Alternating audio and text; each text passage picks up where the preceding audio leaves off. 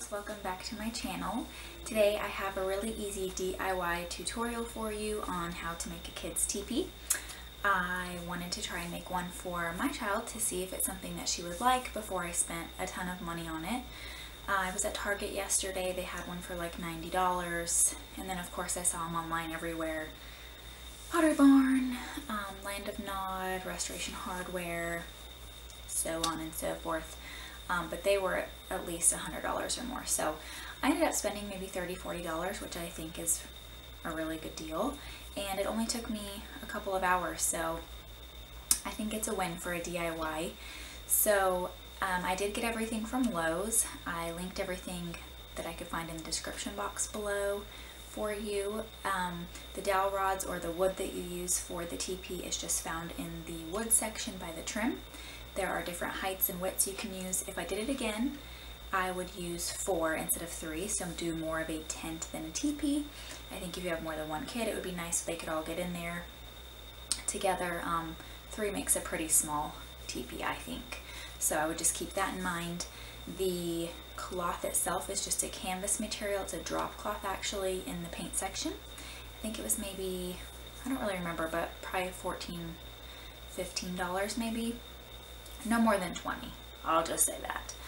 And then the rope just happened to actually be in the same section. I don't know why. Maybe it was a sign of the DIYs that I was supposed to do it that day. So I just grabbed it because I like to multitask, so I just got it all at the same time. And then the nailing brads are just in the general hardware section that you can find to actually attach the material to the poles. And that's pretty much it. I did have my husband's help a couple of times because 2 hands were just not cutting it and I needed some help. And he's the king of, you know, squeezing things and tightening them really tight. So when it came to tying rope, that was really nice. So I did use his help, but you don't have to. I think that's why I like to do DIY, because I like to prove to myself that I can do it. So I only used his help twice and then I said sayonara. So, I think that's pretty much it, but I'm hoping you wanted to learn to make how to a DIY teepee, because I don't know why you would have clicked on this video if you didn't. So if you want to learn how to make a DIY teepee for yourself, then I hope you're small, or if you want to learn how to make one for your child, then keep watching. So this is just a gathering of examples that I used. I have put everything in the description box below for you. I did have my handy helper help me for a couple of things. The first thing that we did is we took the 3 dowel rods and we measured them about 6 inches from the end and just put that pencil line there. And then we used a 3/8 inch drill bit to drill the holes. It's a little bit wider than the rope width that we used, so I would definitely recommend going based off of the width of rope that you used.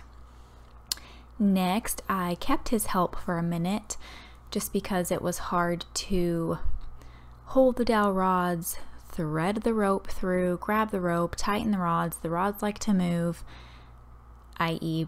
just get someone to help you or you'll get so frustrated just from trying to weave everything in and out.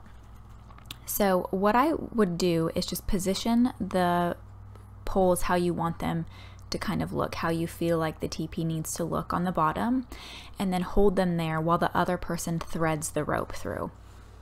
It's just a lot easier, and I let my husband do this part because he is like the king of squeezing the daylights out of things.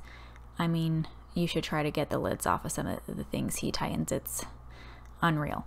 So I let him do this part and then kind of do a couple of passes with the rope, and then you'll just want to kind of tie it off.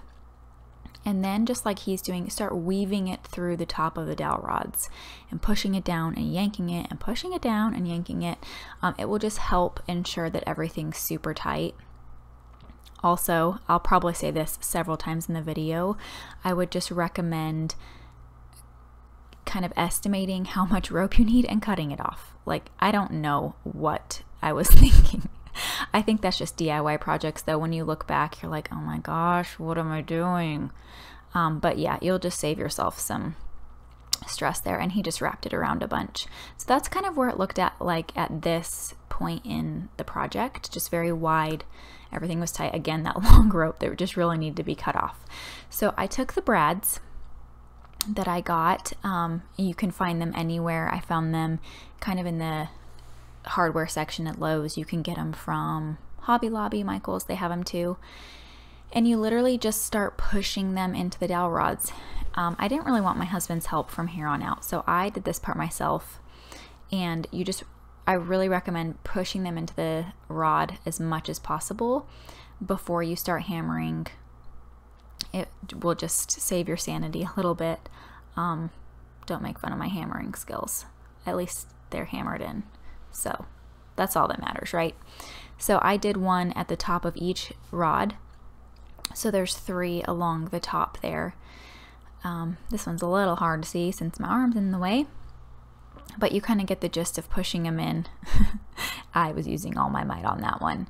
And then just giving them a good whacking with the hammer, just so that they're in place. And you really only need 3. I don't think you need to do any more than this. I just did underneath the seam of the canvas. And then I just went down each dowel rod. I would just kind of pull and stretch and pull and stretch as you're going down each rod. That'll really help. This just kind of shows you the distance I put in between them. I would say there's probably, gosh, maybe 24 inches in between both of them, or in between all of the brads. I would just pull and make sure everything was nice and taut of where you wanted, how many brads you wanted to have. What I did now is I went back with rope and I just added more to the top. I just felt like it needed to go down further to kind of connect to the top of the canvas. Again, I do not know why I did not trim the rope. I have no idea. It would have been so much easier than pulling and yanking and getting tangled. Hindsight's 20/20. I don't know. So what I do recommend though is going down far enough so that you can get the canvas up underneath there too. That kind of helps pin it in place, give it a little bit more security, make it a little bit tighter, and just kind of scoot it and wrap it around a little bit more.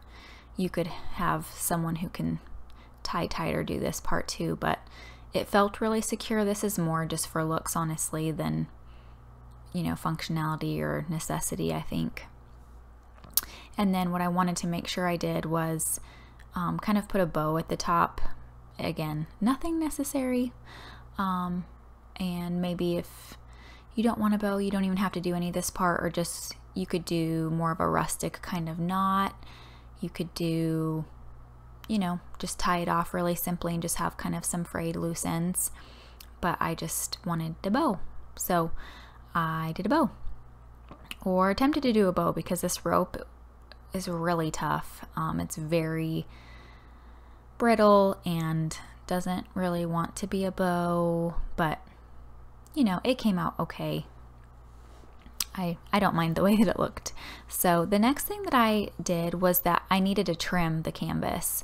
It was a very, very large canvas, and if you've ever done a project before where you don't get enough material, it's much easier to have too much than too little. So that's what I did, is I just got a huge canvas. Again, I linked the one below that I used. I got everything from Lowe's, and I really just eyeballed stuff. I don't measure out a lot of stuff. So if you are someone who likes measurements and all those kinds of things, I'm married to someone like that. That is not really my style. I know in my head what I want it to be, and I just start cutting.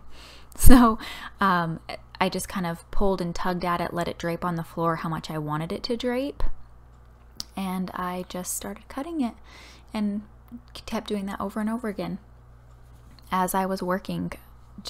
That's just how I operate, and I was happy with it.